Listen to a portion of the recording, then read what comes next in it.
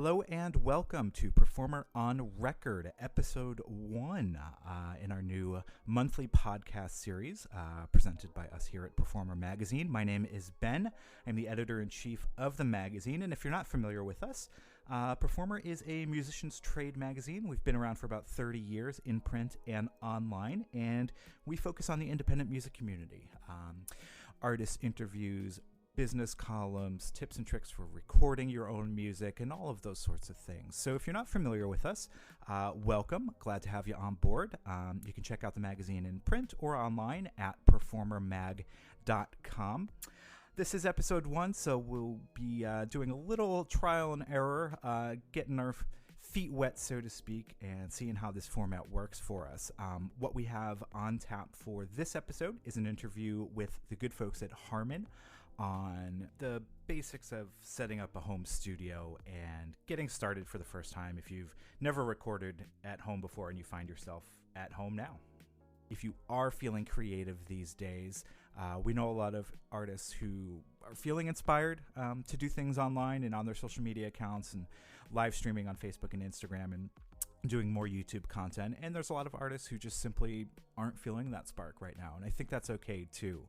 But for those who are, we spoke to the folks behind a lot of the products that would make that a lot easier. Harman makes JBL, AKG, Lexicon, all sorts of great products. We have a Soundcraft mixer that we're using in our studio right now.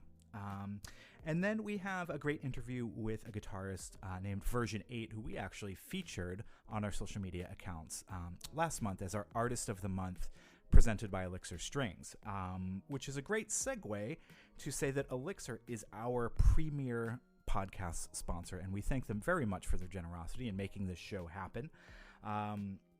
We only use Elixir Strings here at Performer, to be honest, because their protective coating keeps our guitar strings and bass strings full of life better than any other brand we've ever tried.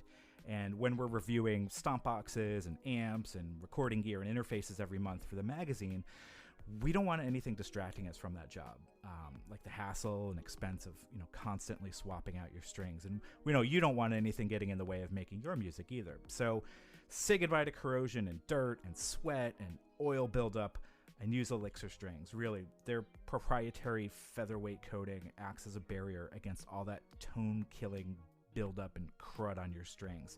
And it really just allows you to get lost in the music. We love them. And for more info, we recommend you head to elixirstrings.com and check out our YouTube channel too for demos and some playthroughs from real world artists like you, who we feature every month as part of our Artist of the Month program. We send them a whole bunch of new Elixir Strings to try out. They do some demos and playthroughs on our channel and give kind of their candid feedback on how they're liking the strings and how they're holding up over time. So do check that out.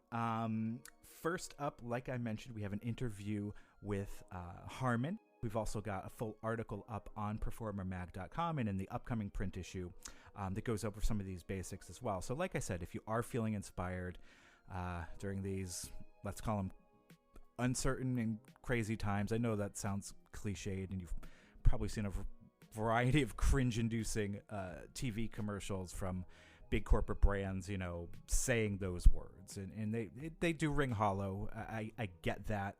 But at the same time, we deal in the arts, and struggle and conflict and uncertainty can bring out the artistic spark in a lot of people. And if that's you, great. Hopefully these tips come in handy. And if it's not, like I said earlier, that's totally fine too. I get it. I'm not feeling particularly creative myself these days either. So I totally understand.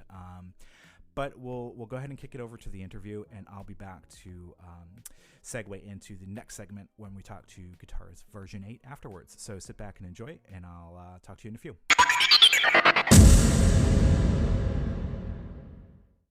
So hopefully I don't embarrass you too much. No, we're here with David from our friends at Harman, who, boy, have brands that make just about everything for the home studio, I think.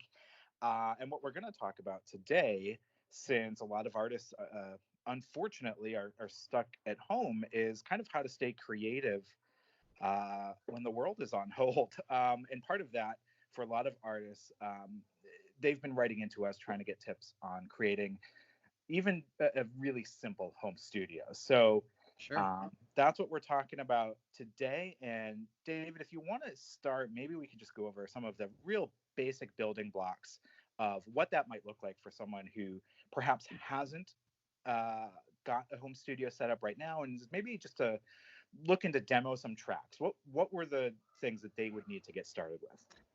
Well, I'm actually talking to you right now on our podcast essentials kit. This is the Lyra desk mic, and then these are the K371 wired headphones, and I'm wired straight into that, and this is a USB mic that goes right into the computer, and this is a high def mic. It'll do 192K by 24 bit. So and then there's different settings. There are 4 capsules in this mic. So right now I have it set on just front, but there are 3 other settings. There is a tight stereo, so if 2 people are sitting like this. There's a wide stereo that would cover all the way around. And then there's a front and back. So if you're sitting across the table from somebody doing a podcast or an interview, or singing a song like a duet, you could do it with this one mic, headphones. It actually, the box, the essentials kit, there's a headphone splitter, so 2 people can connect to it. It's pretty cool. Very cool. And so, yeah, I mean, I'm talking to you on it now, and then you can actually, so I can hit that mute button and it mutes, and that wasn't a glitch in the audio for No, exactly. I just muted. I'll do it again. Watch. I feel like I'm at a bad like McDonald's drive-through or something. Exactly. So one of the nice things about the Lyra is actually, like you had mentioned, it's a USB mic. So if you're looking to set up a home studio for the first time, USB mics are a really great option because it affords you, the high res recording without the need for an interface. Right. But if you did want to go the interface route, maybe you could give some tips on someone kind of looking at that sort of option. What have we got for the people listening there? Looky what I have. This is the Soundcraft. This is the Notepad series. This is the Notepad 8FX. There's a 5 and there's a 12, and you can see I'm USB'd onto it to my other laptop. These are for Apple, actually for the Lyra and for this the Notepads.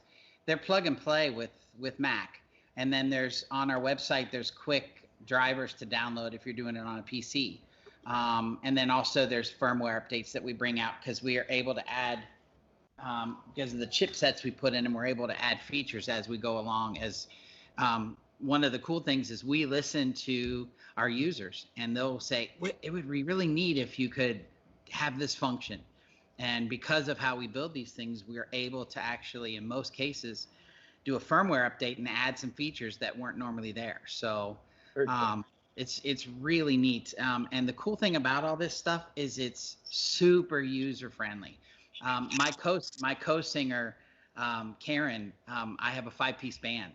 And I recently got her a Note 5 because she's a piano teacher and a vocal teacher, and she wanted to be able to continue to meet with her students, but she had no way of doing it. So I got her the Notepad 5, and now I did it with her over the phone. We did some FaceTiming, and I got her up and running on her Mac, and within an hour she posted her first video to Instagram, just blown away at how easy it was to do it. So cool. It's super friendly, user friendly. That's it.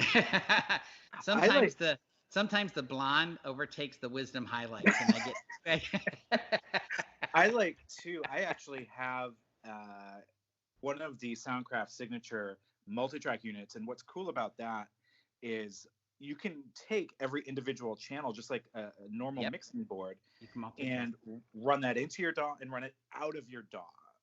So if you're looking for kind of like an analog front end, that would be a really neat option for people at home.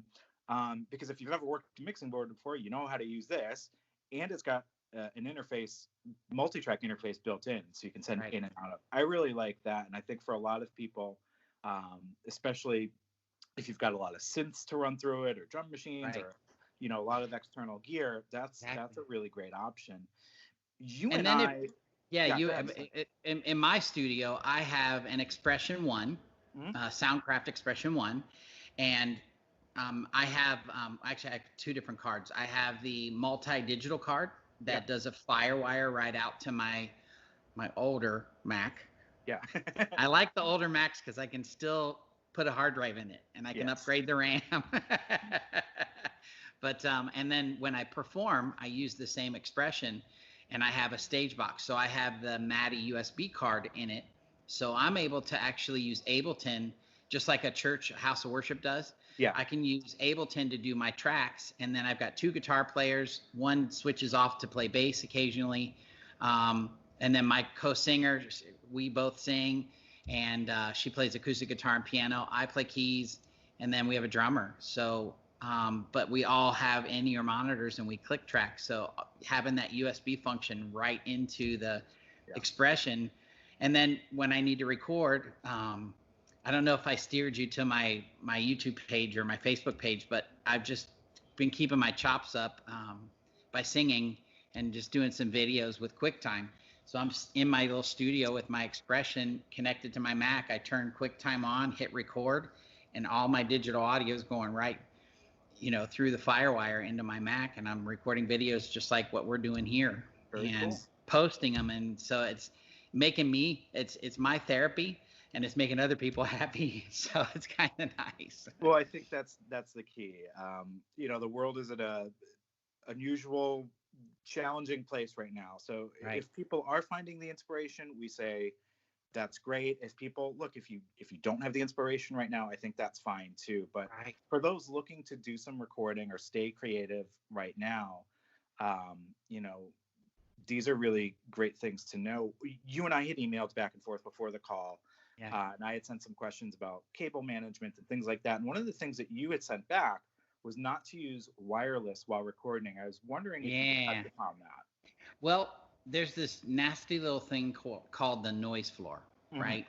So if you read any of the specs on wireless microphones, it always says keep your wireless mic above 3 feet above ground. um, that's primarily you're susceptible to, if you've got a digital wireless mic, you're susceptible to dropouts. Okay. And all of a sudden you have a really good recording going, you've got a really good take, and the mic drops. Um, or if you have an analog wireless system, you may get something might break the squelch and stomp on your channel. In the old days, it was the CB radios where some truck drivers got some linear amp going on, and he's so powerful that when he goes by your house and clicks in, can you tell I'm a redneck? I'm from that area. They would stomp on you, and I've actually had that happen at gigs when I was performing. I was a full-time musician on the road for over 20 years. But I'm just playing in bars, clubs, casinos, that kind of thing, all through the Midwest. And Yeah. but yeah, you're susceptible to that. So it's always good to keep that hardwired connection.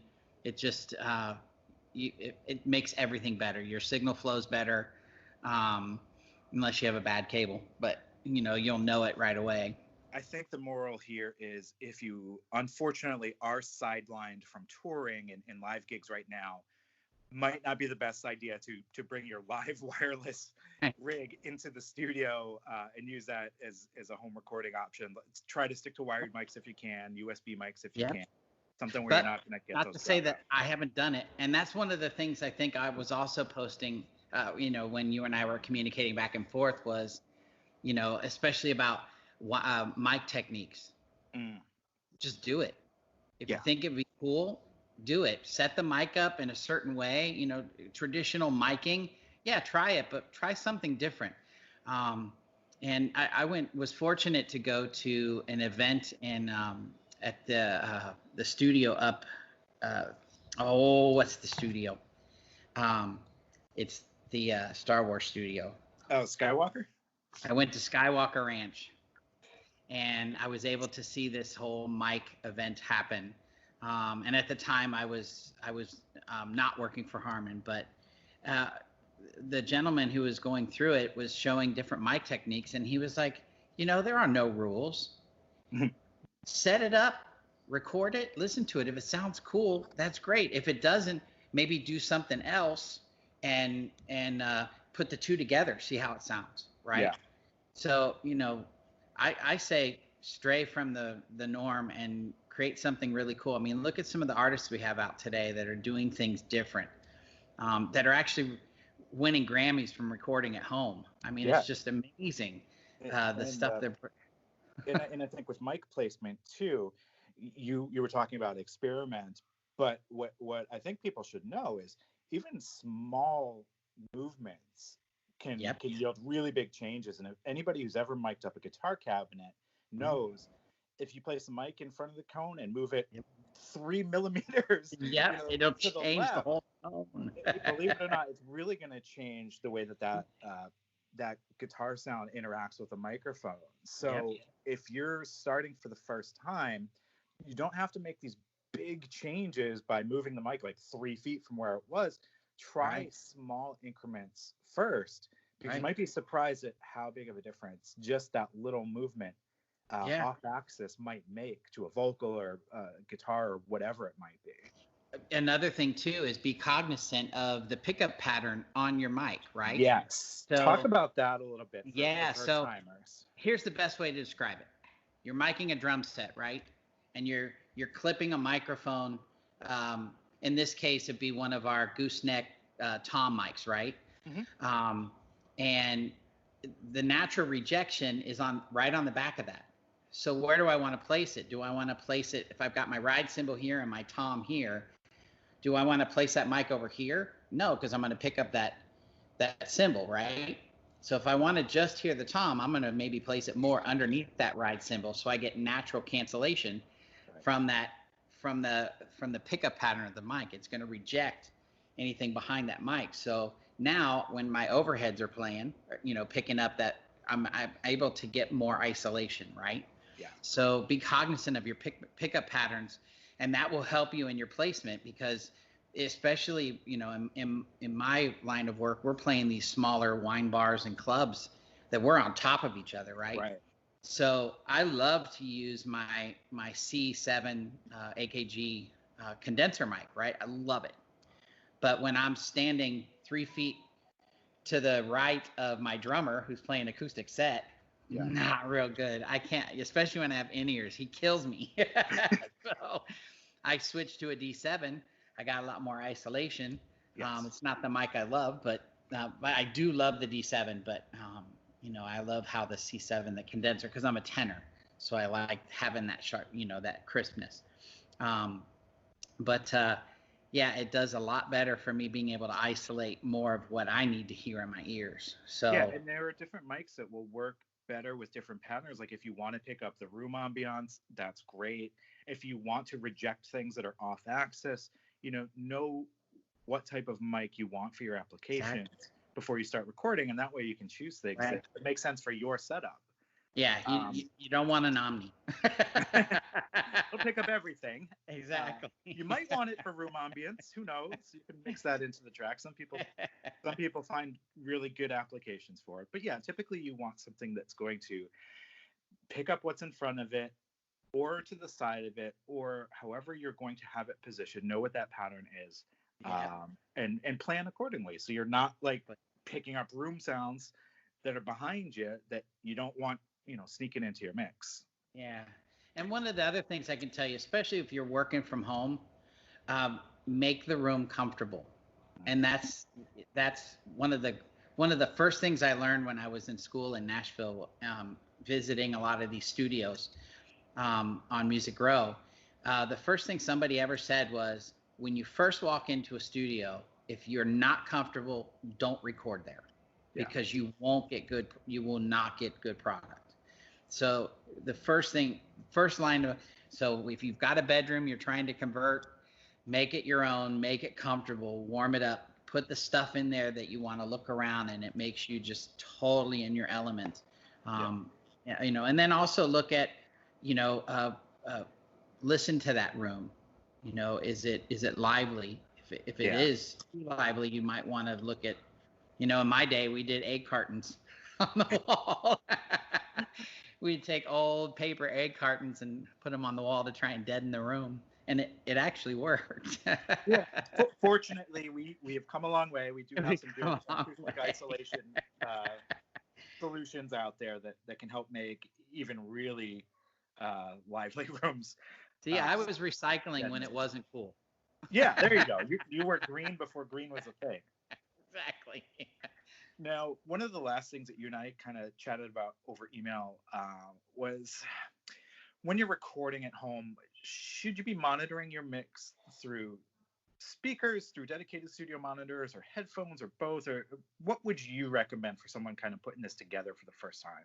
Well, for me, when I'm singing and performing, right, playing my instrument or singing, I'm monitoring on my in-ear monitors or a good set of studio monitors. The K371s are really good. They've got the AKG curve built into it. But we do actually have real studio monitors that are like reference monitors. They're really flat. Okay. We're not adding any color to it, so that you could potentially be able to record yourself, you know, with them on, and then you're able to actually sit down and listen to the mix where you can have it really close and intimate, and you can hear the different nuances in your instrument or voice and pick out, you know, things that you might not like or like and maybe do differently. And then a good set of studio monitors. And we've got like 3 different, from an entry level to like real high end studio monitors, from near field to our M2s, which are really large full studio room room speakers.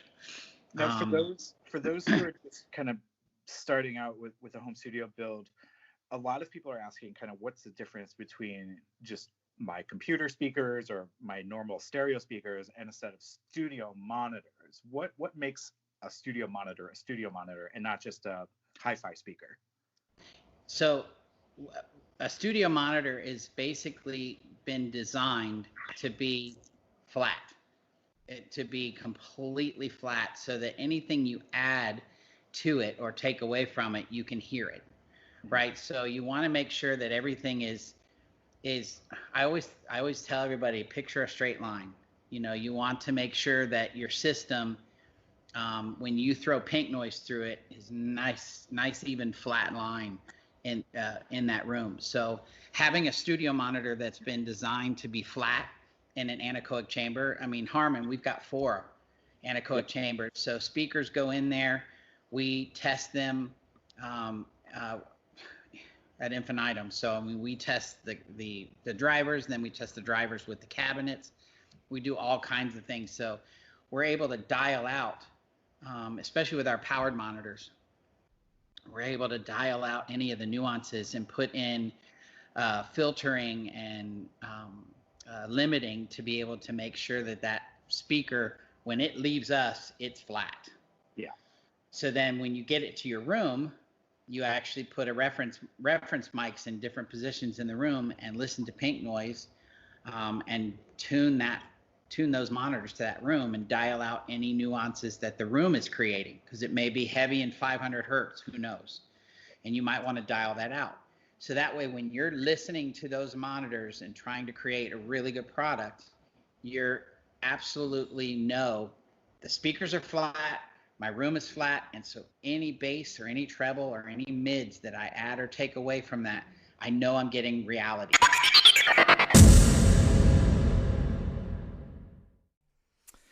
That was David Tewksbury, product and application support specialist at Harman. Thank you, David, again for your time hopping on the phone with us and giving us some pointers on setting up a home studio for the first time. Up next is Version 8, an amazing guitar player from Minnesota who we featured as our Elixir Strings Artist of the Month previously. Had a chance to sit down with him over Skype and chat about what he's up to these days.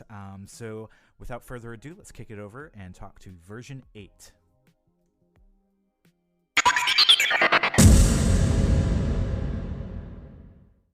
Picked up the guitar when I was like 15 years old because there was some kid playing acoustic guitar for girls at a campfire, and I was like, I want to do that. That'll do it. Well, I begged my parents to give me a guitar. They made me wait till Christmas, and I'll be honest, for like the first 2 years that I had a guitar, I barely touched it because I couldn't get my fingers built up enough to push down the strings, so I kind of shied away from it for a little while and just went with Guitar Hero. And then I met this kid in high school that could do like all the crazy like Avenged Sevenfold sweep picking and all that. So I spent like 6 months learning how to do all that stuff so I could keep up with this kid. And from there, it all just kind of exploded. I mean, I started writing music with a program called Guitar Pro back when I was like 16 or 17. And from that point, like I would just write songs for like metal stuff and like being in a band. And when that band broke up, I ended up joining like a bigger band. And at that stage in music, where at least where I was at, I mean, the cool thing to have was to be able to get your music recorded, and we didn't have that or any of that. So I joined this band, and we were supposed to record this album, and I wrote them like a whole album. We ended up only recording one song, which sucked for me. So I decided at that point, screw being in a band, screw working with anybody else. I'm going to do this myself because I got sick of having to go through other people for recording and money and all that stuff. So I sold my giant half-stack amp and got like a production setup. And I've been flying solo for the last 9 years. Wow. Very cool. Yeah, since then there hasn't really been any bands or anything, so it's just been me. So you've released everything under the version 8 name. Yeah, so it's all handled. I use DistroKid. It's a really common distributor. Yeah. And I release everything through there. So I do have a question on your playing style, because we had sent you off some of the new Elixir OptiWeb extended range strings, and we're seeing a lot more 7 and 8 string players, not just in the metal genre, but in a lot of different genres, doing some really interesting tapping things. Why do you think, as someone who plays a 7 string or an 8 string, why do you think those extended range guitars are becoming so much more popular now than even, say, 2 years ago? If I had to take a wild guess, I would say boredom. Okay. I'll be honest, like for me personally, people ask me this question all the time. Either asking about if they should pick up an 8 string or a 7 string or whatever. And for me personally, at first, like when I was like 18, that was in like after the Burial, and bands on Sumerian were getting really big with 8 string guitars. Yeah. So I got a 7 just because I wanted to play really low, so you can hit that low note and go Yeah. But I think honestly, like at this point, it's just boredom, and there's so many 6-string players out there now that like, I mean, we've heard it all really at this point. I mean, unless you're Tosin Abasi, you're not inventing new guitar techniques left and right, which even he didn't really invent thumping. It's like a classically trained guitar technique. But I say boredom because for me personally, I played 7s for like 7 or 8 years almost exclusively before switching to 8-string guitars. Yeah. And it, literally because I was bored. I got to a point where I knew the 7-string guitar enough that I needed a bigger fretboard. And being a piano player, the 8-string is kind of a dream come true guitar-wise for me, because it's almost like having, you can see this thing, it's ridiculous. It's like having a piano on your fretboard, and I can just kind of go all over the place. But I think a lot of it has to do with boredom. On a 6-string guitar, you can only do so much, whereas like with an 8-string, even if you're playing like blues or whatever it may be, even if it's a more simple style of music, I mean, you essentially have a bass and the guitar at the same time, so you can be like a one-man band with one instrument on an 8-string. So when you compose, do you consciously try to write things that you can perform that have a bass and melody separate from each other because you have the extended strings, or it does not really kind of come into play in the songwriting phase? So in metal, I mean, the vast majority of what we're doing is like, and granted there's plenty of different styles, but in the style at least that I'm in with like gent and progressive metal and that kind of stuff, most of the time we're just like writing like a chug part, Yeah. like some downy thing, and then we just do stuff over it anyway. So it's kind of the same concept. And in metal, I mean, it's all just about that super low bottom string. So it's kind of, with an 8-string especially, I do tend to separate them where I'll have a lot of lower parts and then I'll just do like lead stuff.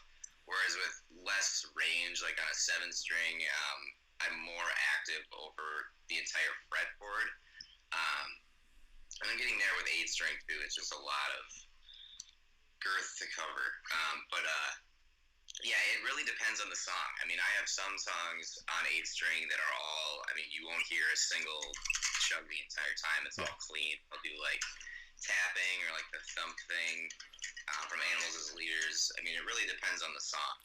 Do you find it difficult to mix at all?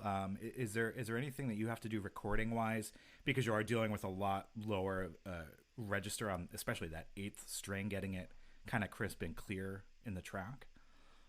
Way back when, yes, like before processors like Axe Effects, or now with I don't know if you're aware of the Neural DSP archetype plugins. Those plugins, like literally, I just like, their presets are so good, I just plug in and don't hardly have to do anything. I mean, with the Fishman pickups that are super active and super hot, I do have to make a few adjustments for noise, but with those tone processors, I barely even have to think about it. I mean, the same thing with the 7-string. I was actually just having a conversation with my friend a couple of days ago where he was trying to convince me that 6-string guitars the chugs will always sound better on 6-string guitars because they're like super crisp and clean or whatever. And then I went home and plugged into my archetype and like playing perfect clarity with an 8-string. So a lot of it is tone, and the tone all comes from the plugins now. I mean, there's really not much that I have to do to it. So it's actually pretty simple. So the technology's there. If people want to get into it, they don't have to worry too much. The technology's there to do it. It's not even expensive. That's the crazy thing to me is, you know, I get all these kids that are like, dude, how do you get your tone? Like, your stuff's so crazy, whatever. It's like, man, I spent $150 on this plugin, and that's all I had to do. I mean, granted, I already had all my production software, like Logic and whatever, but as far as just playing, like, with a good amp, $150. Yeah. Well, that's why people, I mean, I still see people online who are like, wow, how do I get that, like, Angus Young crunch tone? And it's like, he just plugged an SG into a Marshall and turned it up really, really loud. That's it. That's the sound. If you want it, it's there for you. In music. So, yeah. I do have a question, because I've also seen a new trend, especially, again, in extended range guitars, from makers like Ormsby, and I think Kiesel might even be doing the fanned fret layout on the fretboard. Is that something that you've explored at all, or is it something that you'd be into?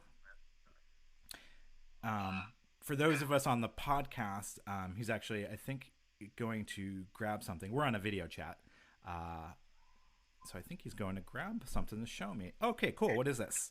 Right here. So the guitar that I used in the Elixir videos, yes, and a lot of my, this is actually fan fret. It's a little harder to see because of the neck. The wood they used, it makes it look like a katana, and it gets a little. It throws out the fan fret because like I have another one that's really, really obvious that it's fan, like it's like a fucking banana, man. And this thing is like, it's more understated, but So explain why this sort of layout exists on the fretboard, and then B, what it helps you accomplish, especially maybe in the lower range. Like, why would you do a fanned fret as opposed to a normal straight fret type of system? So for me personally, it's like the ergonomic setup or whatever of like the fan fret is that it's easier. The movement is more fluid and easier, especially like doing runs and stuff like that, where it's just more ergonomic for your hand, which is why I do it. I mean, my other one, like I said, is way more pronounced in terms of the multi-scale, where it's really fanned, and this one's a little less so. But the other reason is when it's a multi-scale like this, the string tension on the bottom is better, so the sustain is significantly longer. Okay. I was already so used to it by the time I had this guitar that it doesn't really faze me anymore. But when I first got the other one that's super crazy, I could tell where I would just barely hit the note and it would sustain for like eternity on a low E, which wasn't the same for like, I even had a $400 Projector 7-string from Guitar Center and it wasn't even close. I mean, that's another reason. So essentially, for those who maybe haven't played a fretboard like this before, each string almost has its own different scale length. Whereas normally, like on a Fender, you'd have a 25.5-inch scale for every string, the whole run from bridge to nut. But here, you're looking at a much longer scale length for, say, the low 8th string and a more normal scale length for like the top E. Is that right? Yeah, and the crazy thing is like on this one, like I said, I barely even notice it. Like I can play everything just fine, whereas on my other one, this is probably shifted like at least another 10 or 20%, and it's almost impossible to play on the lower notes.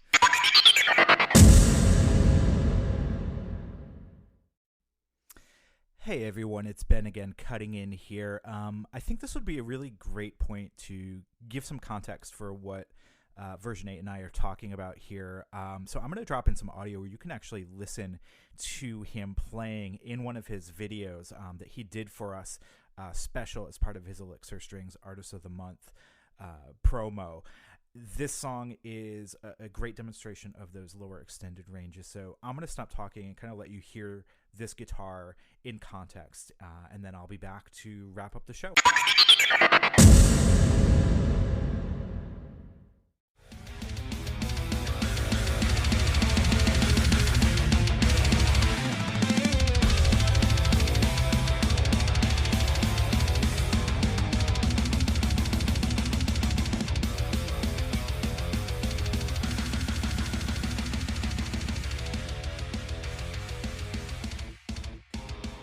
If you want to hear the full clip of that, of course, go ahead and check out our YouTube channel. There's 2 different videos up there from version 8 where he's demonstrating the Elixir Strings. And again, like we had mentioned, he's using 7 and 8 string versions of the OptiWeb coded strings for those videos. And we've got plenty more videos showing off the full range of Elixir electric and acoustic strings. So this is probably a good place for us to stop this episode. Hopefully you found some of this information enjoyable, entertaining, perhaps informative. Like I said, if you're looking to set up a home studio for the first time, if you are feeling creative and getting things in order, we want to thank David Tewksbury again from Harman for helping us out with some of that information. And if you're looking for a new guitar string, we'd like to thank Version 8 for showing off why the Elixirs work so well for him and for others. But that'll do it for us. If you have a chance, please do check out performermag.com for more information about the magazine and some of the topics that we cover. You can also get to our social media pages from there. Find us on Facebook, Twitter, Instagram, and YouTube, of course. One final thank you to our premier sponsor, Elixir Strings. And thank you to everybody for listening to episode 1, warts and all. Do realize there have been a lot of plosives in this episode.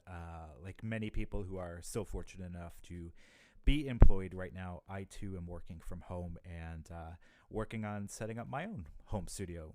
So we'll work on it. We'll get it better. Sounding great, I promise. Stick with us. Stay well, and thanks for listening. Catch you next time. Bye.